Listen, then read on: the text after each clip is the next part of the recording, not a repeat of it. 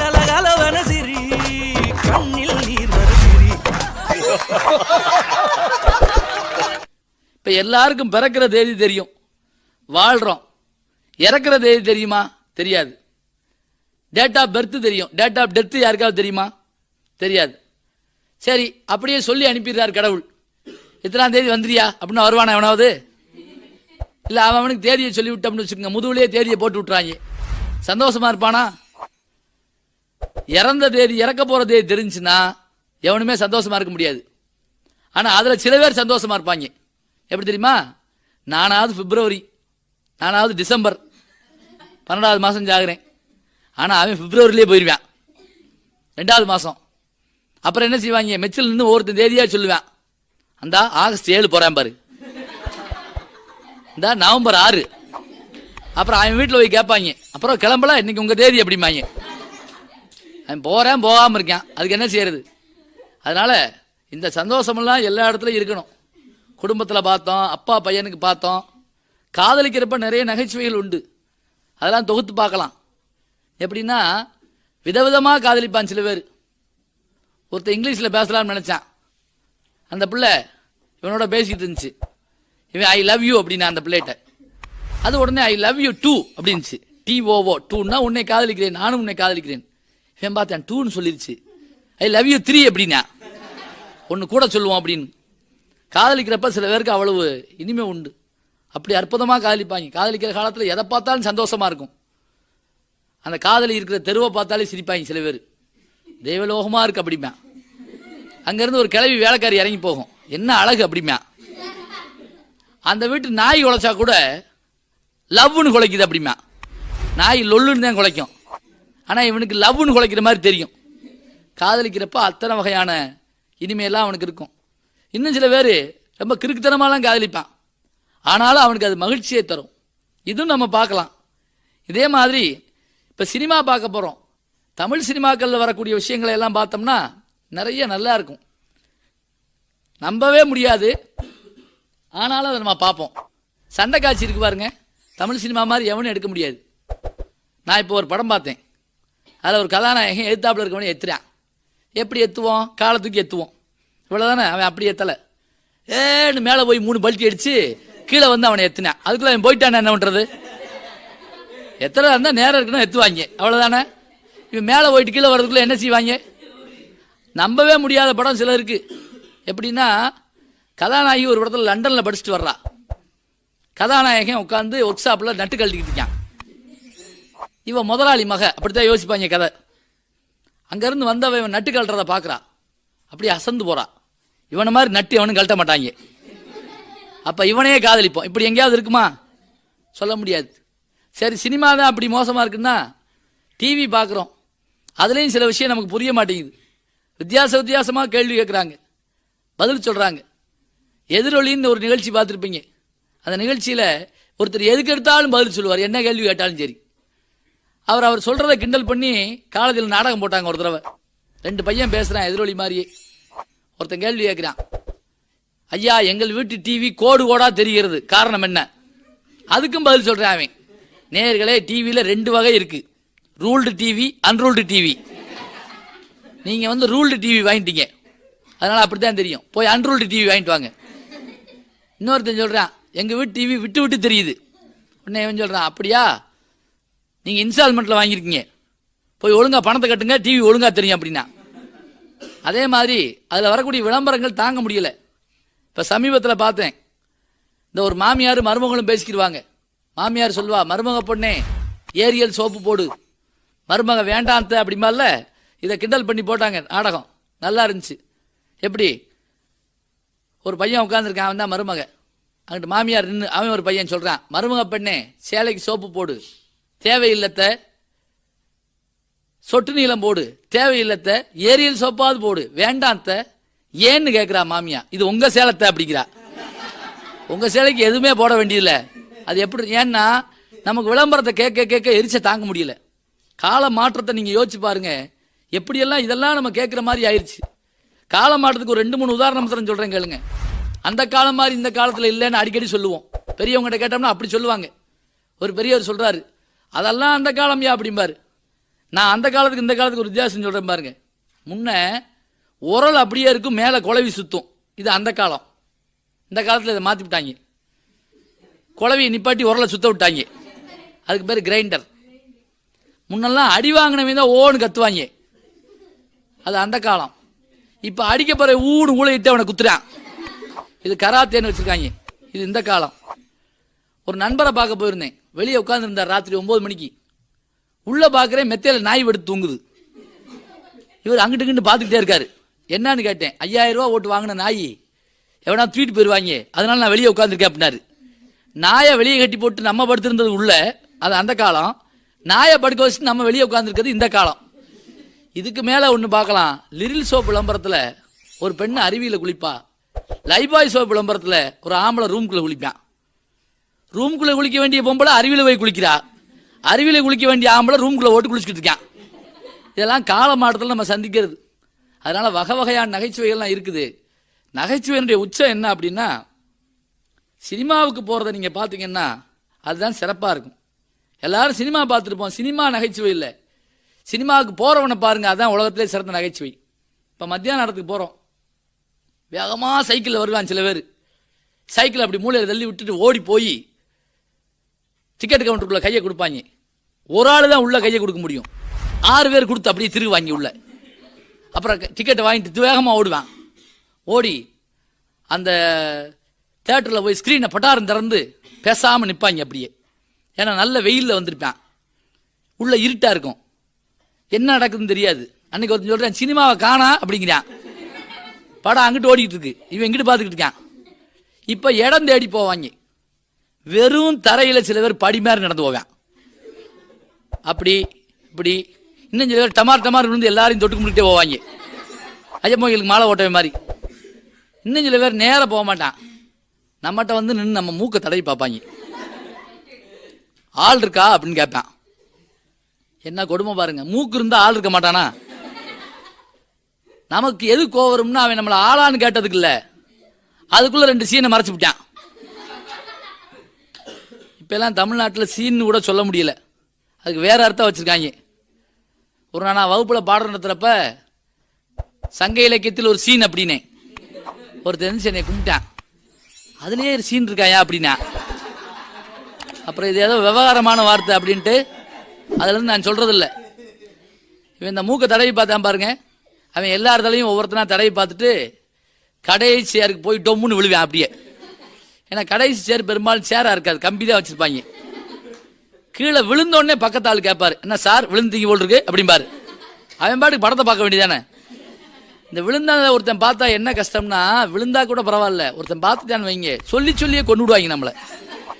சாரோட நல்ல மனுஷன் அட்டுமீல் விழுந்தார் அப்படிமா. இன்னும் சில பேர் தொவுக்கடின்னு விழுந்தாருமா. இன்னும் சில பேர் தேவையில்லாத ஞாபகம் வச்சு நம்மளை கொள்ளுவாங்க. ஒரு நாள் நான் காலேஜ் விட்டு வந்தேன். ஒரு 2 பேர் என்னை சந்திச்சான். ஒரு சொன்னா அவங்கள நான் பார்த்துருக்கேன் அப்படின்னா. சரி, அதான் பட்டிமன்றத்தில் பார்த்துப்பான் போட்டுக்குன்னு. எங்கே பார்த்தா அப்படின்னு. நம்ம 2 பேரும் ஒரு கல்யாண வீட்டில் சாப்பிட்டப்ப உங்களுக்கு கூட பாயசம் ஊத்தாம போனாங்கல்ல. என்ன உலக புகழ் பெற்ற சம்பவமா இது சொல்லிட்டு பக்கத்து ஆள்கிட்ட சொல்றேன், பாவம் சாருக்கு பாயசம் ஊத்தாம போயிட்டாங்க. அந்த மடையை அதுக்கு மேலே அப்படி இருக்கான். அப்படி நம்ம விடக்கூடாது சார், பாயசம்லாம் கிடைக்காது சார், அது இனிப்பா இருக்கும் சார். எனக்கு அவனை மூஞ்சில குத்தலாம் போல இருந்தது. கீழே விழுந்தவன் என்ன செய்வான்னா, ஒரு வழியா ஏறி சேர்ல உட்காந்து பக்கத்தாள்கிட்ட கேட்பான், அப்பதே படம் போட்டாங்களா? இவன் அவனுக்கு கதை சொல்லுவான். 2 பேரும் சேர்ந்து அடுத்த ஆள்கிட்ட கதை கேட்பாங்க. எவனும் படம் பார்க்க விட மாட்டான். சில பேர் கிராமத்தில் பார்த்தீங்கன்னா இன்னும் நல்லா இருக்கும். கதாநாயகி வில்லன் தூக்கிட்டு போவேன், தர டிக்கெட்டில் உட்காந்து பார்த்துக்கிட்டு இருப்பாங்க. கதாநாயகன் பின்னாடி விரட்டி வருவான். அவன் குதிரை அங்கிட்டு திரும்பிடும்ல, இவங்க இங்கிட்டு அப்படிம்பாங்க. சொல்லி இவங்க தான் பாதை காட்டுற மாதிரி இங்கிட்டு அப்படின்னு கத்துவாங்க. அதெல்லாம் நடக்கும். அதே மாதிரி இங்கிலீஷ் படம் பார்த்தா இன்னும் நல்லா இருக்கும். ஒரு படம் தான் பார்த்து வருவாங்க, ஆனால் ஆளுக்கு ஒரு கதை சொல்லிட்டு போவாங்க. படம் ஒன்று தான், கதை பின்னி எடுத்துருவாங்க. அன்னைக்கு ஒருத்தன் சொல்கிறான், கடைசியில் அவன் செத்து போனேன் அப்படின்னா. இவன் சொன்னான், சும்மா சாகலை, கடைசியில் அவன் எந்திரிச்சு வந்தான் பாரு அப்படின்னா. எந்திரிச்சு வந்தவன சொல்றியா, அவன் தேட்டருக்காரன்டா அப்படின்னா. இவங்க படம் எப்படி பார்க்குறாங்க பாருங்க. இன்னும் சில பேர் படம் பார்க்குறப்ப அவனுக்கு அது என்னன்னே புரியாது, சந்தோஷமா இருப்பாங்க. நான் ஒரு இங்கிலீஷ் படத்துக்கு போயிருந்தப்ப பார்த்தேன், எடுத்த உடனே ஸ்டாரிங்னு போட்டாங்க, நடித்தேன்னு அர்த்தம். உடனே கைதட்டு பின்னிட்டான், அவன் விசில் அடிச்சான். அப்படியே என்னடான்னு கேட்டேன். இந்த ஆள் எல்லா படத்துலயும் வருவேன் அப்படின்னா. ஸ்டாரிங்க அவன் ஒரு நடிகர் நினைச்சிருக்கான். அதே மாதிரி இங்கிலீஷ் படம் பார்த்து ஒருத்தர் ரொம்ப அருமையாக வந்து நம்மகிட்ட சொன்னான், இங்கிலீஷ் படம்னா இங்கிலீஷ் படம் தான் சார் அப்படின்னா. என்னடான்னு கேட்டேன். சின்ன பையோட இங்கிலீஷ் பேசுறேன் அப்படின்னா. இங்கிலீஷ் படத்தில் சின்ன பையன் இங்கிலீஷ் பேச மாட்டானா? அது அவன் தாய்மொழி இல்லை. அது நமக்கு தமிழ் படமே பார்க்க தெரியாது.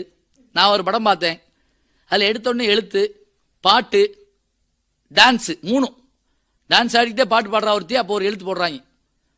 நான் பக்கத்து ஆள்கிட்ட சொன்னேன், இங்கே பாருங்க, இப்படி பாட்டு டான்ஸு எழுத்தெல்லாம் போட்டால் எப்படி படம் பார்க்க முடியும், எப்படி பேர் வாசிக்க முடியும்னு. அதுக்கு பக்கத்தில் இருக்கவன் சொல்கிறேன், நேற்று இப்படி தான் செஞ்சாங்க அப்படின்னா. அவன் என்ன நினச்சிருக்கான், எழுத்து ஆப்ரேட்டர் ஓடுறாரு போல்ருக்கு அப்படி நினச்சிருக்கான். படம் ஓடிட்டு இருந்துச்சு, ஒருத்தன் நல்ல வெத்தலை வாக்கு போட்டிருந்தான். எந்திரிச்சு போய் துப்புனா படம் போயிடும். துப்பாமல் இருக்க முடியல. பக்கத்தால் அப்படி கூப்பிட்டான், இது எங்கே அப்படின்னா. அதாவது வாயை காமிச்சு எங்கே துப்புறது அப்படின்னா. அவன் சொன்னா, எதுக்கு வெட்டியா போய் வெளியே துப்புற, படம் போயிடும், உன் பக்கத்தில் உட்காந்துருக்கேன், பையில துப்பி விடு அப்படின்னா. அதுக்கு அவன் சொன்னா, ஐயோ அவன் அடிப்பேன் அப்படின்னா. என்ன அடிப்பாங்கிற, நான் 1/2 மணி நேரமா உன் பையில தான் துப்புறேன், நீ அடிச்சியா? ஏன்னா படம் ஓடிக்கிட்டு இருக்கப்ப கொலையே நடந்தாலும் சில பேர் கவலைப்பட மாட்டாங்க. அது அவங்க இயல்பு. நான் எதுவாக இருந்தாலும் இன்னொரு ஆளை கோபமாக பழி வாங்கினா நல்லா இருக்கும். ஒன்றும் வேண்டாம், ஒருத்தன் விடிய விடிய கள்ள நோட்டு அடிச்சிருக்கான். ராத்திரி பகலை அடித்து காலையில் பார்க்குறேன் முழு 15 ரூபா நோட்டு அடிச்சுக்கிட்டான். 20 ரூபா இருக்குது, 50 ரூபா இருக்குது, 100 ரூபா இருக்குது, 500, முழு 15 ரூபா நோட்டு கேள்விப்பட்டிருக்கோமா? சரி எப்படா மாத்துறதுன்னு பார்த்தேன். கிராமத்தில் ஒண்டி கொடுத்தா வாங்கிடுவாங்க அப்படின்ட்டு அந்த 15 ரூபா எடுத்துட்டு கிராமத்துக்கு போனேன். அங்கிட்டு இருந்து ஒரு கிராமத்துக்காரன் வந்தேன். என் பைக்கில் வச்சுக்கிட்டே சொன்னான், 15 ரூபாய்க்கு சில்லறை இருக்குமா அப்படின்னா. அதுக்கு அவன் பதிலுக்கு கேட்டான், 1 ரூபா குறையா இருந்தால் பரவாயில்லையா அப்படின்னா. சரி வந்த மட்டுக்கு லாபம்ட்டு கொடு அப்படின்னா. இவன் முழு 15 ரூபா எடுத்து கொடுத்தான். அவன் பதிலுக்கு என்ன செஞ்சான், முழு 7 ரூபா 2 நோட்டை கொடுத்துட்டு போயிட்டான். அதாவது அவன் இவனை தேடிக்கிட்டு இருந்திருக்கான். எப்படி எத்தனுக்கு எத்தனை உலகத்தில் இருக்கும். அதே மாதிரி சில சமயம் இந்த இங்கிலீஷ் தெரியாட்டு ரொம்ப சிரமப்படுவோம். அதெல்லாம் உண்டு. எப்படின்னா சர்தார்ஜியில் வச்சுக்கிட்டு இந்த மாதிரி ஜோக்கெல்லாம் சொல்லுவாங்க. தாடி வச்சுருப்பாங்க அவங்க, இதை வச்சுக்கிட்டு நிறைய சொல்லுவாங்க. ஒரு சர்தார்ஜி ஹோட்டலில் போய் சாப்பிட்டுட்டு இருந்தாராம். அமெரிக்கக்காரன் ஒருத்தர் வந்திருக்கான், உட்காந்துருக்கேன் அவன் பக்கத்தில். அமெரிக்கக்காரனுக்கு தயிர் கொண்டு வந்து வச்சாங்க. அவனுக்கு அது என்னன்னு தெரியல, தயிர்னா என்னன்னு தெரியல. ஏன்னா அமெரிக்காலெல்லாம் யோகார்ட்னு டின்னில் தான் கொடுப்பாங்க. இவனுக்கு கிணத்துல ஊற்றி வச்சோன்னே புரியலை. என்ன பண்ணா, அந்த சர்தார்ஜி கூப்பிட்டு இப்படி காமிச்சு, வாட் இஸ் திஸ் அப்படின்னா தயிரை காமிச்சு. சர்தார்ஜிக்குன்னு தெரியலை எப்படி சொல்கிறதுன்னு. அவர் என்ன பண்ணாரு, பால் இருக்கும் பாருங்க, பால் குடிக்கிற பால், அதை காமிச்சு திஸ் இஸ் தட் இஸ் அப்படின்னாரு. அதான் இதுதான் இது ஆகுது அப்படின்னாரு. அவனுக்கு புரியலை. நல்லா விளக்கமாக சொல்லு அப்படின்னா. உடனே விளக்கமாக சொன்னார் Sardarji, this is sleeping full night, tomorrow that is அப்படின்னாரு. அதாவது உர ஊற்றி வைப்போம்னு சொல்லுவோம்ல, அது விடிய விடிய தூங்குச்சுன்னா மறுநாள் தயிராயிரும்னாரா. அதுக்காக இது மாதிரி அந்தந்த பகுதியில் வரக்கூடிய ஜோக்குகளை நிறைய சொல்லலாம், கேட்டுக்கிட்டே இருக்கலாம். எது ஜோக் ஆகுதுங்கிற மாத்திரம் நான் உங்களுக்கு சொல்கிறேன். ஒரு ஜோக்கு எப்படி ஜோக் ஆகுதுங்கிறத மாத்திரம் சொல்கிறேன். இப்போ கல்லூரி மாணவர்கள் சினிமாவுக்கு போனாங்கன்னா, சினிமா பார்க்குறாங்களோ இல்லையோ எவனையும் பார்க்க விட மாட்டாங்க. அது அவங்க லட்சியம். இது அவங்களுடைய லட்சியத்தோடு போவாங்க. 2 பேர் கல்லூரி மாணவர்கள் படத்துக்கு போயிருக்காங்க. போய் உட்காந்தா மாடியில் உட்காந்துருந்துருக்காங்க. மேலே இருந்து ஆப்ரேட்டர் ரூம்ல லைட் அப்படி போகுது அவளை கிராஸ் பண்ணி. இவங்களுக்கு முன்னாடி ஒரு மொட்டை மண்டை ஒருத்தர் உட்காந்துருந்தான். அப்போ தான் பழனிக்கு போயிட்டு வந்துருப்பான் போல் இருக்கு. பல பல பலன்னு மின்னுது மண்டை. வழக்கமாக நமக்கு இந்த மொட்டை மண்டையை பார்த்தா பொறுக்காது. லேசாக அப்படி தட்டி, லேசாக தடவி, இப்படி ஒரு கொட்டு கொட்டி, பானை எங்கே வாங்கினது அப்படின்லாம் கேட்போம். என்ன பண்ணா, பக்கத்தில் இருந்தவனை கூப்பிட்டு லைட் அடிக்கிற அந்த மண்டையை காமிச்சு, இந்த பாரு 20 ரூபா பந்தயம், நீ போய் அந்த மொட்டை மண்டையில் சத்துன்னு ஒரு அடி அடிக்கணும். ஆனால் பதிலுக்கு ஒன்று அவன் வையக்கூடாது. சரியா? அவன் சரின்ட்டான். இங்கேருந்து எந்திரிச்சு போனான். அவனை போய் ஓங்கி அடித்தான். ராமசாமி நல்லா இருக்கீங்களா அப்படின்னு கேட்டான். அந்த மொட்டை திரும்பி, என் பேர் ராமசாமி இல்லையே அப்படின்ச்சு. ராமசாமி இல்லையா? சரி சரி சரி, நீங்கள் படம் பாருங்க, நான் ராமசாமியாக்கு நினச்சேன், நீங்கள் படம் பாருங்க. திரும்பி வந்தான். எப்படி அடிச்சானா? கொடு 20 ரூபா. இந்த 20 ரூபா கொடுத்தவனுக்கு பெரிய வைத்திருச்சே. ஏடா 2 பேரும் கட்டி உருள் வாங்கின்னு பார்த்தா இப்படி ஆகி போச்சே. இந்தா இன்னும் 25 ரூபா பந்தயம். அதே மொட்டையை போய் அடிக்கணும். ஆனால் அவனுங்க என் பதிலுக்கு வையக்கூடாது. இவன் சரின்ட்டான். திரும்பி போய் அந்த மொட்டையை சத்துன்னு அடித்தான். அவன் பயத்தோட திரும்பினான். நீ ராமசாமி இல்லைன்னு சொன்னா விட்டுருவேனா நான்? நீ ராமசாமி தான். அவன் நான் சத்தியமா ராமசாமி இல்லையா அப்படின்னா. அப்ப ராமசாமி இல்லையா நீ? சரி சரி நீ படம் பாரு. திரும்பி வந்தேன். எப்படி அடிச்சானா? 25 ரூபா விடு வாங்கிட்டான். இதுக்குள்ள இடவேளை விட்டாங்க. அந்த மொட்டை பார்த்தான், இங்கே உட்காந்து அடிக்கிறாங்க அப்படின்ட்டு ஒரு 5 ரூபா தள்ளி முன்னாடி உட்காந்துட்டான். இதுக்குள்ள அந்த 45 ரூபா இழந்தவனுக்கு பெரிய வைத்தறிச்சல். என்னடா இது, ஒரு நிமிஷத்துல வெம்பாட்டுக்கு ஜெயிச்சுட்டானே. திருப்பி உள்ள வந்தாங்க. இந்தா 100 ரூபா பந்தயம், எங்க அந்த மொட்டைய? அந்த உட்காந்துருக்கான். திருப்பி அவனையே போய் அடிக்கணும். அவன் உன்னை பதிலுக்கு வையக்கூடாது. இவன் சரின்ட்டான். 45 ரூபா ஜெயிச்சவன் நேர போய் அவனை ஓங்கி அடிச்சான்ல. அழுகாத குறையா திரும்பினான். இவன் சொன்ன, ராமசாமி நீ இங்கே உட்கார்ந்து இருந்திருக்க, நான் நீ நினைச்சா அவனை போட்டு அடிச்சு விட்டேன் அப்படின்னா. இப்ப என்ன புரியுதா? ராமசாமியே இல்லாத ஒரு மொட்டைய அவனை அடி அடின்னு அடிச்சு 145 ரூபா ஒருத்தன் சம்பாதிச்சிருக்கான்னு சொன்னா ஒரு ஜோக்குங்கிற விஷயத்த எப்படி வேணாலும் கொண்டு வரலாம். நல்லா சிரிச்சு பாருங்க, எல்லா வகையான நோயும் நம்ம உடம்புல இருந்து போயிடும். யோசிச்சு பாருங்க, 80 வயசாகியும் சிரிக்காத மனுஷன்லாம் நமக்கு தெரியும்ல.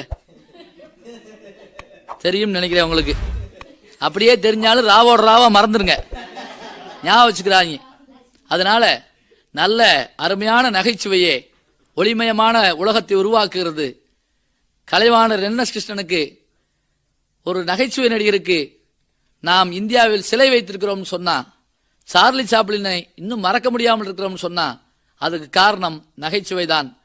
எல்லாருமாக சேர்ந்து ஒன்றாக சிரித்தால் நம்முடைய துன்பம், நம்முடைய கோபம், நம்முடைய கவலை, நம்முடைய நோய் எல்லாமே மறைஞ்சு போகும். நான்கிற ஒரு விஷயம் மறைஞ்சு நாம்ங்கிற ஒரு விஷயம் கிடைக்கும். நாம சிரிப்போம், மற்றவர்களையும் சிரிக்க வைப்போம். இந்த சிரிப்புக்கு இலக்கணம் இருக்கான்னு கேட்கலாம். 2 இலக்கணம் இருக்கு. ஒன்று, நான் முதல்ல சொன்ன மாதிரி இந்த சிரிப்பை தனியா செய்யக்கூடாது. இன்னொன்று, குறிப்பிட்ட நேரத்துக்கு யாரும் சிரிக்காதீங்க. இப்போ எல்லார் வீட்லையும் சாப்பிட்றதுக்கு தூங்குறதுக்கெல்லாம் நேரம் வச்சிருக்கோம். யார் வீட்டில் சிரிக்கிறதுக்கு நேரம் வச்சிருக்கோமா? 8ல இருந்து 8:45 வரைக்கும் சிரிக்கலாம் அப்படின்னு ஒரு போர்டு போட்டால் என்ன ஆகும்? பக்கத்து வீட்டுக்காரங்க வந்து நிற்பாங்க. இப்போ பாரு 8:45 சிரிப்பாங்க வரும் இவங்க வீட்டில். ஒரு மாதிரி லூஸ் பை, அந்த நேரம் போகாத, கடிச்சு வச்சாலும் வச்சிருவாங்கன்னு சொல்லுவாங்க. அதனால சிரிப்போம், மற்றவரும் சிரிக்க வைப்போம்.